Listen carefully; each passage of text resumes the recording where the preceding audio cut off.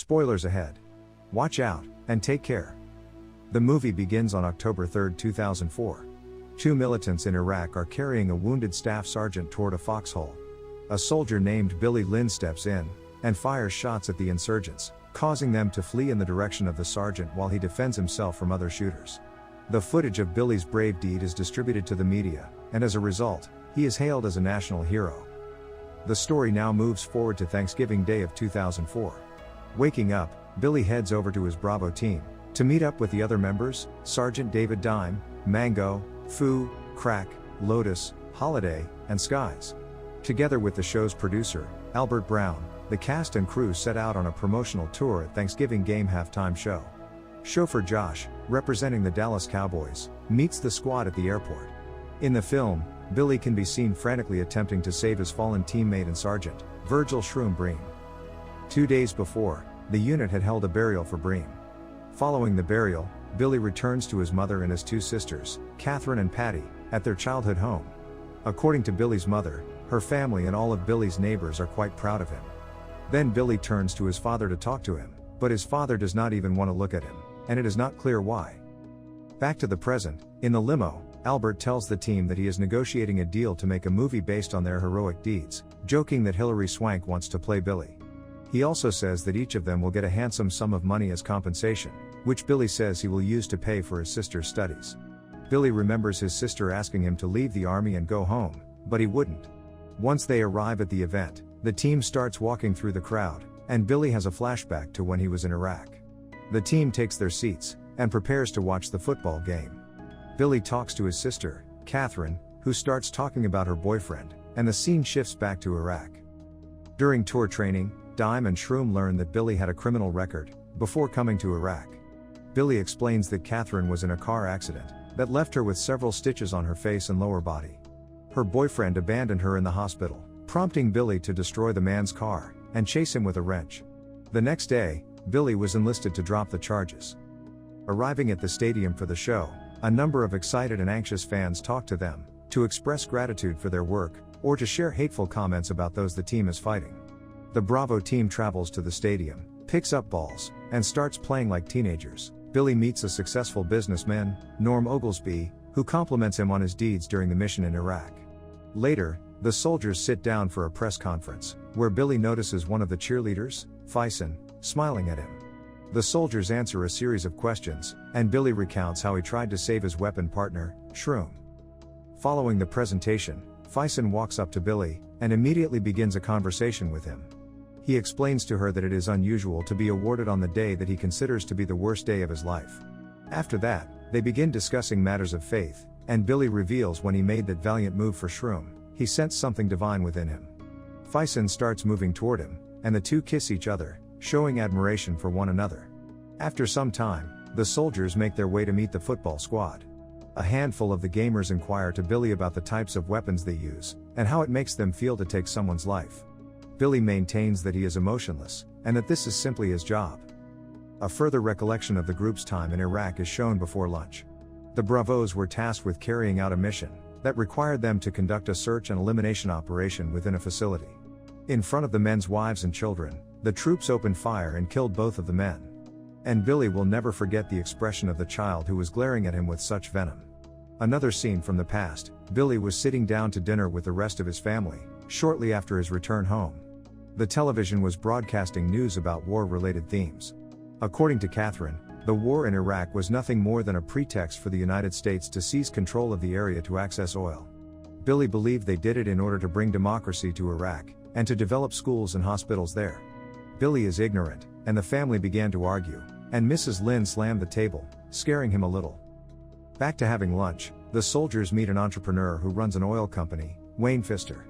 Wayne starts asking two direct questions about the war, and the lieutenant diplomatically rebuffs him. After lunch, Billy and Mango seclude themselves with a stadium employee, who shares a joint with them. The three talk about the fact that they have nothing to look forward to when it is all over. Catherine discovers that Billy will return to Iraq shortly after the promotional tour ends.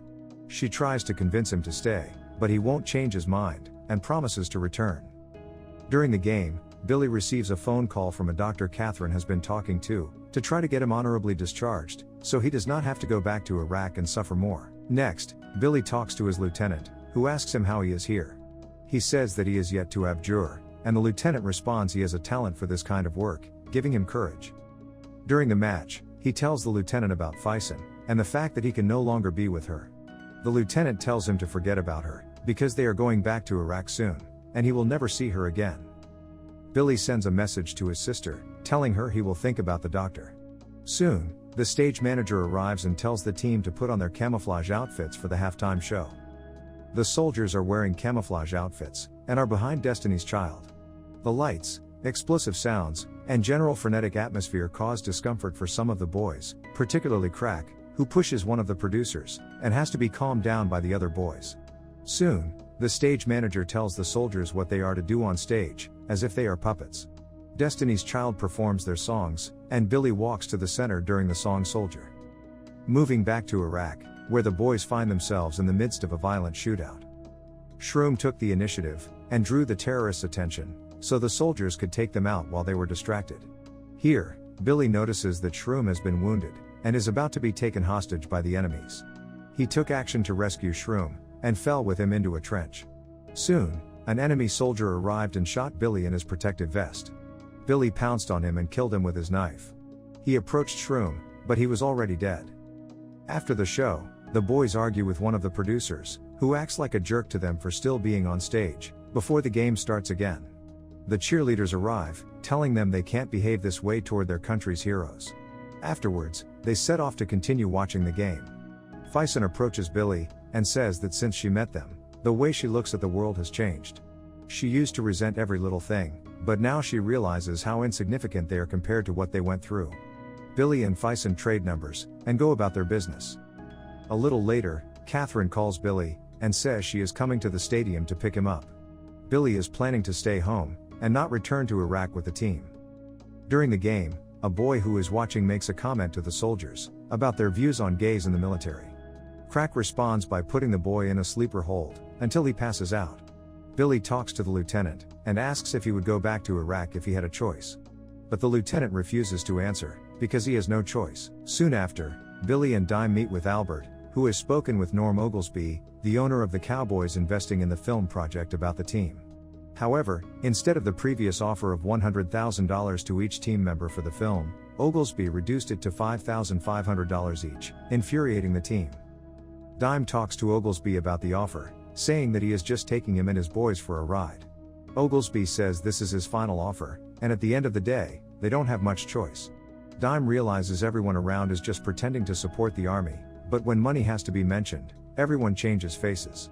In the end, Dime furiously rejects the offer, and leaves. Billy is about to leave with Dime, but Oglesby stops him. When Oglesby talks to him privately, he tells that this story is no longer his, but America's. However, Billy says what happened in Iraq is their life, not just a story he can buy. So Billy also rejects Oglesby's offer, and joins Dime in refusing to do business with him. Albert then approaches Billy, and compliments how he handled Oglesby. Shortly, Faison texts Billy, asking him to meet her. As they leave the stadium, the team is about to beat up the security guards they had a fight with earlier. Soon, Faison arrives and kisses Billy, telling him that she wants to be together with him. Billy says he wishes he could escape with her, even if he has to go back to Iraq. They share a kiss before parting, and she says she'll pray for him. After Billy joins the team, security guards attack them from behind. This causes Billy to experience a wave of PTSD images. The stage manager and his henchmen are arrested. Not long after, Catherine arrives to pick up Billy, but with a simple expression, he makes it clear that he cannot go home with her. She is upset, but he goes to talk to her. He says he has to go back, and feels that his life is in that place, because he wants others to be proud of him. He returns to the limo, which he hallucinates as a Humvee. He gets in, and imagines a philosophical conversation with Shroom again. He tells Shroom "I love you," then returns to the reality of the Bravo squad members in the limo, each responding with "I love you." The end. Thank you for watching. Subscribe us for more videos.